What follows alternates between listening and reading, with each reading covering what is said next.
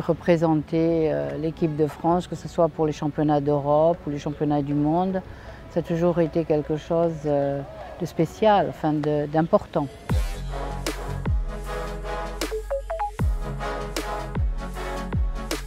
On avait terminé deuxième, mais ce que je me souviens, c'était surtout le voyage qu'on avait fait après, parce qu'on a été dans les chutes d'Iguassou, on a été à Rio de Janeiro. Bon, et ça c'était cool, à 17 ans, de faire des voyages comme ça. Le seul problème, c'est que je ne parlais pas très bien anglais. Donc ça, c'était un peu frustrant, parce que je pouvais parler qu'avec les Françaises. Mais bon, ça m'a motivée quand je suis revenue à l'école pour faire un peu plus attention aux cours d'anglais.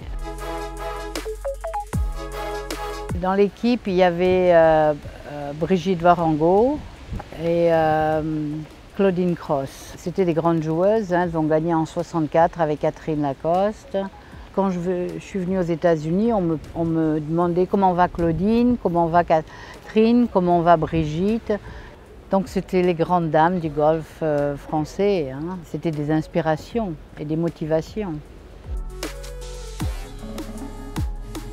Ce que je me souviens de ce tournoi, c'était le groupe ABBA, qui était le groupe suédois. Et la chanson de la semaine, c'était Fernando. Donc on était toutes en train de constamment chanter Fernando. Donc ça, je me souviens, pour moi, c'est une neuro-association avec le championnat au Portugal. On est très patriotique de ce côté-là. C'était quelque chose qu'on essayait de représenter avec fierté et puis essayer de faire le mieux qu'on pouvait. Même quand j'étais sur le circuit américain, j'avais toujours que je représentais la France. Donc c'était quelque chose qui était important pour moi et que j'essayais de représenter le mieux possible. On a tellement de joueuses et de joueurs qui ont bien représenté la France.